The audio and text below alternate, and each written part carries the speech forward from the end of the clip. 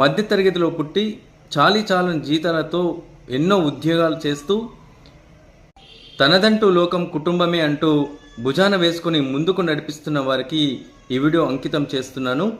ప్రస్తుతం మన భారతదేశంలో ఈరోజు డయాబెటీస్ డే సందర్భంగా ప్రతి ఇద్దరిలో ఒకరికి డయాబెటీస్ ఉంది అని చెప్పేసి కొన్ని గణాంకాలు మనకు చెప్తున్నప్పటికీ ఆ రావడానికి ఈ ప్రతి ఇద్దరిలో ఒకరికి ఈ డయాబెటీస్ రావడానికి ఎన్నో రకాల రీజన్స్ ఉన్నప్పటికీ ప్రత్యేకమైనటువంటి రీజన్ ఏంటంటే మానసిక ఆందోళన, మానసిక స్ట్రెస్. ఇవి కాకుండా వంశపారంపర్యంగా వస్తున్నటువంటి వారి సంఖ్య కూడా రోజు రోజుకు పెరిగిపోతూ ఉంటుంది. ఈ డయాబెటీస్ ఒక్కటే కాకుండా మనకు కోవిడ్ మహమ్మారి వచ్చినప్పటి నుంచి మనుషులలో చాలా రకాల అనారోగ్య సమస్య మార్పులు అనేది మనం గమనిస్తూ వస్తున్నాం. 50 సంవత్సరాలు నిండక ముందే చాలామంది హార్ట్ అటాక్తో ఎంతో ఫిట్గా కనిపించిన హార్ట్ అటాక్తో మరణించడం, సడన్గా వాళ్ళు కుప్పకూలిపోవడం మనం తరచూ వింటున్నాం, చూస్తూ వస్తున్నాం. ఇది భవిష్యత్తులో పెను ప్రమాదానికి దారితీసే అవకాశం ఉంటుంది.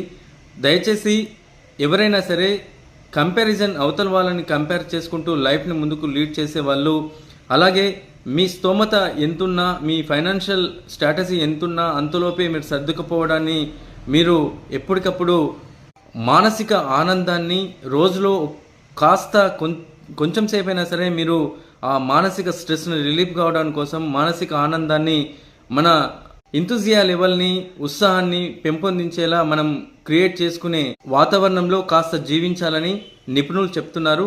అలాగే చాలామంది ఈ మెంటల్ స్ట్రెస్ తగ్గించుకోవడానికి కొన్ని వ్యసనాలకి, ఆల్కహాల్ కావచ్చు, టొబాకో కావచ్చు, ఇలాంటి వ్యసనాలకి బానిస కాకుండా పని పరంగా కావచ్చు, సామాజికంగా కావచ్చు, ఎకనామికల్ కావచ్చు, ఎన్ని ఒత్తిడిలున్నా నీ ఆరోగ్యం కోసం, నీ మనసు కోసం, నీ హృదయం కోసం, నీ గుండె కోసం, నీ శరీరం కోసం కాస్త టైం నువ్వు కేటాయించాల్సిన అవసరం ఎంతగానో ఉంది. 30-40 సంవత్సరాల నుంచి ఎంతో రిస్క్ చేసి నీ ఫ్యామిలీ, నీ పిల్లల గురించి నువ్వు ఎంతో రిస్క్ చేస్తున్నప్పటికీ నీ ఆరోగ్యం కోసం ప్రాముఖ్యత ఎంతగానో ఉంది. కాబట్టి ప్రతి ఒక్కరూ దృష్టిలో పెట్టుకోవాలి. ఈ సందర్భంగా నేను చాణక్యుని నీతిలో ఒక 3 విషయాలు నేను చెప్పదలుచుకున్నాను. ఫస్ట్, డబ్బుని కాపాడమని చెప్పాడు. సెకండ్ వచ్చేసి నీవు, నీ కుటుంబం, నీ భార్య చాలా ఇంపార్టెంట్ అని చెప్పాడు. తర్వాత మూడవది, అన్నిటికంటే ఇంపార్టెంట్ నీవు, నీ ఆరోగ్యం. నువ్వు బాగుంటేనే ఈ రెండుటిని చూసుకోగలుగుతావు అని చెప్పి చాణక్యుడు మనకు చెప్పినటువంటి నీతి సందేశం. ప్రతి ఒక్కరూ మానసిక ఆందోళన, మానసిక డిప్రెషన్ నుంచి బయటపడి ఆరోగ్యంగా జీవించాలని కోరుకుంటున్నాను.